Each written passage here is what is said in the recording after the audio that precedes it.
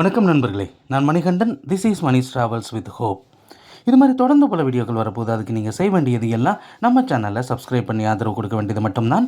இன்றைக்கி இந்த ஒரு வீடியோவில் நம்ம ஒரு முக்கியமான கோரிக்கையை பற்றி பார்க்க போகிறோம். நம்ம எல்லாருக்குமே ஊட்டி போகணும் அப்படிங்கிறது, வாழ்க்கையில் ஒரு தடவையாவது போகணும் அப்படிங்கிறது கனவாக இருக்கும். அது பெரும்பாலானவங்களுக்கு நிறைவேறிடும். நமக்கு இருக்கக்கூடிய பேஸ் பாயிண்ட் என்ன அப்படின்னா, மேட்டுப்பாளையத்திற்கு ஃபஸ்ட்டு போகணும். மேட்டுப்பாளையத்தில் இருந்து ஊட்டிக்கு போகணும். பெரும்பாலும் என்ன அப்படின்னா, இந்த கோயம்புத்தூரில் இருந்து மேட்டுப்பாளையத்திற்கு பயணிகள் ரயில் இருக்கிறது.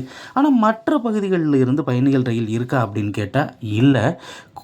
குறிப்பாக சேலம், ஈரோடு இந்த பகுதியிலிருந்து பயணிகள் ரயில், பேசஞ்சர் ட்ரெயின் வேணும் அப்படிங்கிற கோரிக்கை அப்படிங்கிறது இருக்கிறது.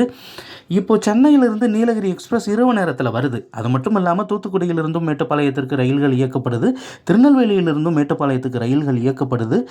கோயம்புத்தூர், போத்தனூரில் இருந்து பேசஞ்சர் ட்ரெயின் இயக்கப்பட்டு கொண்டு தான் இருக்கிறது.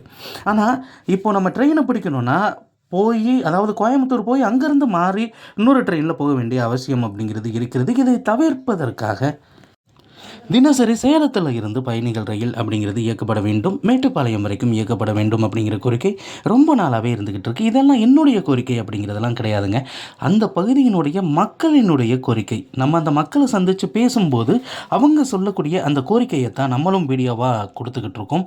அந்த வகையில் சேலத்தில் இருந்து ஈரோடு, திருப்பூர், கோயம்புத்தூர் வழியாக மேட்டுப்பாளையத்திற்கு தினசரி ரயில் வேண்டும் அப்படிங்கிற கோரிக்கை இருக்கிறது. இப்போது ஈரோட்டிலிருந்து மேட்டூருக்கு செல்லக்கூடிய ரயில் காலையில் கிளம்பி போகிற மாதிரி சேலத்தில் இருந்து காலை நேரத்தில் இந்த மேட்டுப்பாளையம் ரயில் கிளம்பிச்சு அப்படின்னா அங்கே இருந்து ஊட்டிக்கு செல்வதற்கு ரொம்பவும் வசதியாக இருக்கும்.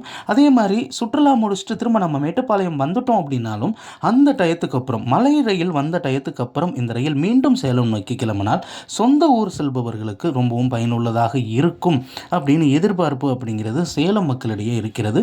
அடுத்த ஒரு வீடியோவில் பார்ப்போம். அது வரைக்கும் நன்றி.